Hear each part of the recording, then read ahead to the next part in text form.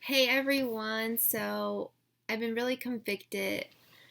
I've just been doing a lot of reflecting today about what I've been learning in Bible study and what I've been learning at church on Sundays, and I just felt a need to make this video. I felt a need to share it, and because it has really impacted my life already, and I'm hoping that it can impact yours as well. And when I look back on prior to me having an intimate relationship with God, I remember when I faced times of difficulty or things weren't going my way necessarily. Instead of turning towards God, I would turn my back on God, and I remember kind of resenting Him and wondering, why is this happening to me? Why are you making my life so difficult? I'm not this bad of a person, God. This shouldn't be happening. And I remember one instance in my life. I was a freshman year in college, and um, my nan was suddenly taken from us. I remember getting a phone call that my nan was in the hospital, and we watched her take her last breath. And I thought to myself, I hate you, God. Why did you take my nan away from me so soon, so young? She had so much life to live yet. Why are you doing this?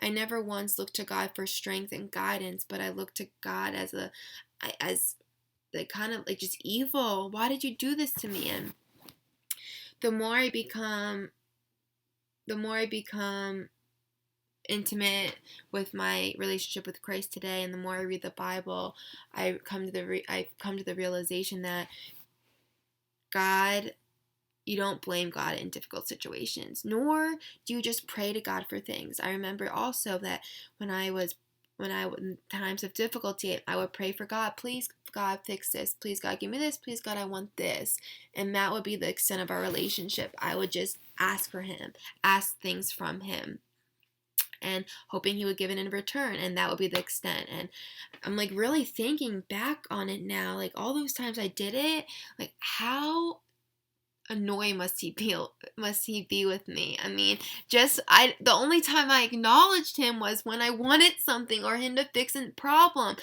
I didn't show any appreciation towards him. I mean, that alone makes me feel a little bad, but he forgives because he is our loving God. What I look towards now is when I read the Bible, is the Bible isn't reading the Bible and gaining that relationship with God isn't about you. It's not about getting what you think you need or what you want or what you desire. It's not about hoping that God likes you. So maybe the more I pray, the more I'll get what I want. But the purpose of the Bible is that you have to realize that He will give you something greater than all of those things that you want or all of those things that you want changed in your life. God has a plan. His purpose is greater than our purpose.